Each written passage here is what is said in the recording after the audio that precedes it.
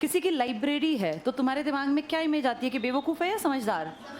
हाँ, समझदार आदमी के घर में बेटा आज भी यही पहचान है। जिनके घर में किताबें होती हैं ना, और जो किताबें जिसके बेड के आसपास आप देखें बच्चे के किताबें ज़्यादा मिलती हैं, इसका मतलब वो पढ़ाई में समय व्यतीत करता है। अब ये नहीं 2-4 अपने घर जाके किताबें ही रख लें कि हम भी व्यतीत करते हैं। वो तो दिखेगा बेटा, जो सोते हुए पढ़ेगा, उठते हुए पढ़ेगा, अलग से नज़र आएगा।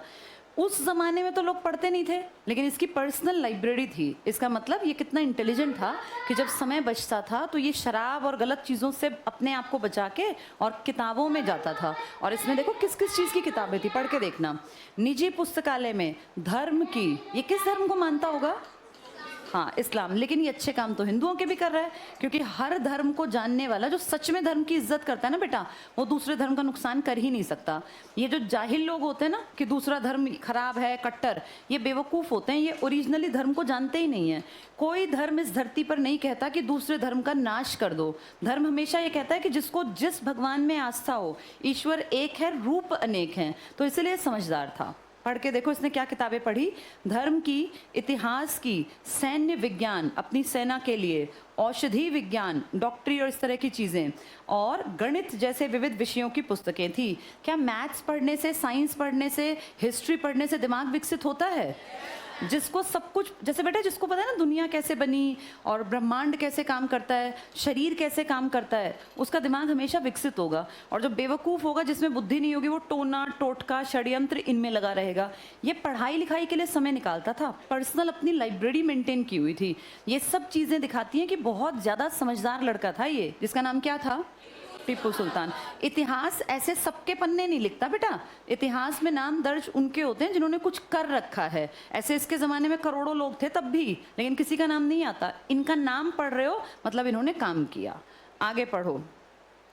उसने फ्रांसीसी क्रांति में रुचि दिखाई, इसको टिक कर लो। क्या तुम फ्रांसीसी क्रांति के बारे में थोड़ा सा जानते हो? हाँ, तुम सब लोग 9th क्लास पढ़ के आए हो। 9th क्लास में एक चैप्टर है फ्रेंच रेवोल्यूशन। एक्चुअल में क्या था, बहुत शॉर्ट में बताती हूँ। फ्रांस एक ताकतवर देश था। यहाँ इस देश के ऊपर बाहर के लोगों ने कभी कब्जा नहीं किया, लेकिन इस देश में अपने घर के अंदर कलेश छिड़ गया।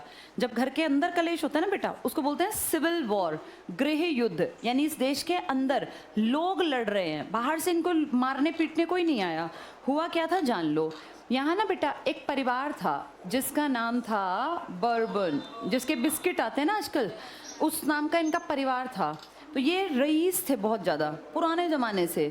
और इस परिवार की एक खासियत थी कि इसमें जो भी लड़का राजा बनता था, जो घर का बड़ा लड़का होता था, उसका सबका नाम सेम रखते थे। ये दादा, परदादा, उसके दादा, उसके दादा, सबका नाम एक था। फिर पहचान क्या, उनके नाम के आगे 1 2 3 4 लगाते थे। तो इनके परिवार में जितने राजा हुए उनका नाम लुइस था। हिंदी में लिख देते हैं लुई। तो लुई प्रथम से लेके लुई 16th तक आप पढ़ेंगे। 16th के बाद लुई गायब हो गए। कैसे गायब हो गए? ये जो 14th नंबर वाले थे ना बेटा, इनके बाद से काम घटना शुरू हुआ। काम घटना कैसे शुरू हुआ? लायकियत जब ना हो ना, तो पुरानी सारी प्रॉपर्टी चाहे कितनी जोड़ रखी हो, अगर पीढ़ियां लायक नहीं निकलती तो वो सब चीज़ें बेटा समय के साथ खत्म हो जाती हैं। ये सोचो अकबर की संपत्ति कितनी थी, लेकिन सब खत्म हो गया। आज अकबर की संपत्ति नहीं है ना, उसके वंशज खत्म हो गए।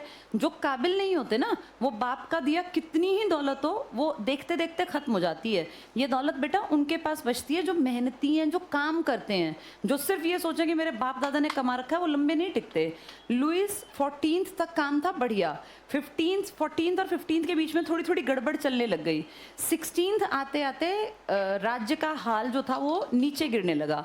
अब यहाँ क्या था, जैसे किसी भी देश का पैसा होता है, एक्चुअल में जनता का दिया टैक्स, उसी को देश का पैसा कहते हैं।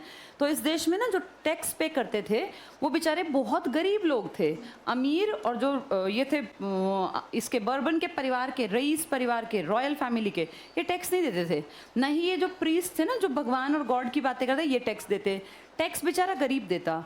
तो यहाँ के राजा ने एक दिन अपनी सभा बुलाई और कहा कि भैया पैसों की कमी हो रही है, लोगों से टैक्स लेते हैं, बढ़ा देते हैं। तो इस बात पे कलेश छिड़ गया। टैक्स बढ़ाने को लेकर आपस में कलेश छिड़ा और फिर ऐसी हौच-पौच मची कि पूरी व्यवस्था डगमगा गई। ये घटना है बेटा 1789 की। इसे हम कहते हैं फ्रांस में क्रांति हुई, फ्रांस में रेवोल्यूशन हुआ। इस क्रांति ने इस परिवार की बहुत बेइज्जती की, बहुत बेइज्जती। आगे जाके इस परिवार का जो राजा था लुइस 16 और उसकी पत्नी, उन दोनों को मौत के घाट उतार दिया बीच चौराहे पर, ताकि लोगों को पता चले कि गलत करने वाला चाहे कितना ही खानदानी अमीर हो, जिसकी 16 पुश्तें राज कर गई। तुम सोचो, तुमने अपने घर की 2 या 3 पुश्त देखी होंगी हार्डली, इसकी 16 पुश्तें राज करके गई। और ऐसा नहीं 1-2 साल, ये कोई 50 साल का राजा, कोई 60 साल राज कर गया, कोई 35 साल राज कर गया, क्योंकि जब तक जिंदा रहे तब तक राज करते रहे। किसी खानदान के अगर 16 वंशज रहे हों जो नाम से जाने जाते हों, जिनका एक रहन सहन, खान पान, पहनावा सब बड़ी नामी गिरामी हो, तो इमेजिन करो कि कितने सालों से, सदियों से उनकी पीढ़ियां उनको देख रही थी, जनता की पीढ़ियां। अब जनता ने इनको एक तरह से ट्रीटमेंट ऐसा दिया कि इनको चौक चौराहे पे मारा जाए। पूरी व्यवस्था बदली, और इस व्यवस्था के बदलने के बाद यहाँ एक नया संविधान बना। उस संविधान के बाद धीरे धीरे, कोई भी चीज़ बेटा एकदम से सेट नहीं होती, टाइम लगता है। इनको अपना सिस्टम सेट करने में समय लगा। उस समय में कभी मजदूरों की सरकार बन गई जैकोबिन क्लब की, कभी जो है यहाँ पे कोई और राजकाज करने लगा, कभी इन्होंने डायरेक्टरी बना दी। फाइनली अगर देखें तो 10-15 साल हौच पौच में बीते, कोई बढ़िया ताकतवर राजा नहीं था। फिर एक नाम आया जिसका नाम इतिहास में दर्ज है, उसका नाम था नेपोलियन बोनापार्ट। इसने कुछ साल इस देश को संभाला और इस देश के एरिया को, टेरिटरी को बढ़ाया, लेकिन ये भी बहुत लंबा नहीं टिका। एक लड़ाई हुई थी, वाटरलू की लड़ाई, उसमें इसको पकड़ के और एक द्वीप पर छोड़ दिया, जहाँ 6 साल बाद ये डिप्रेशन की बीमारी से ग्रस्त होकर मर गया। चलो वापस आते हैं, हमारा टारगेट ये पढ़ना नहीं था, पर क्योंकि ये NCERT में यहाँ शब्द आया इसलिए बता दिया। इस क्रांति ने पूरे वर्ल्ड को 3 नए वर्ड्स दिए। ये वर्ड्स थे समानता, स्वतंत्रता और बंधुत्व, इक्वलिटी, लिबर्टी और फ्रेटर्निटी, यानी हम सब एक हैं। भाई एक इन द सेंस भाईचारा, जिसको फ्रेटर्निटी कहते हैं। हम सब इक्वल हैं, हम सब में अंतर नहीं होना चाहिए, और हम सबको आज़ाद जीवन जीने का हक है। ये 3 वर्ड हमें कौन सी क्रांति ने दिए? कहाँ की घटना है ये? फ्रांस की। तो ये सब बातें जब चल रही थी ना बेटा, ये घटना है 1700। अब ध्यान से देखो, तुम टीपू सुल्तान को पढ़ रहे हो। टीपू सुल्तान ने अपने पिताजी के मरने के बाद काम कब संभाला था? इसका मतलब जब इसने काम संभाला, ये नौजवान लड़का था, इसकी नज़र गई कि अरे हमारे देश पर जिसने कब्जा कर रखा है, इसके दुश्मन देश ने देखो कैसे क्रांति की है। तो इसने वहाँ से बेटा लगातार कांटेक्ट किया। अब यहाँ पर फ्रांस में एक क्लब था जिसका नाम था Jacobin club. Jacobin club basically गरीब और जो बहुत परेशान लोग थे ना, इनका क्लब था। इसमें जैसे कोई कुम्हार मान लो, कोई इस तरह का काम करने वाला, जूते बनाने वाला, जो छोटे लेवल पे काम करते हैं, गरीब लोग, वो इस क्लब के मेंबर बनते थे। ये बेसिकली गरीब लोग जो चाहते थे देश चलाना, जिनके अंदर इच्छाएं थी, उनका ग्रुप था।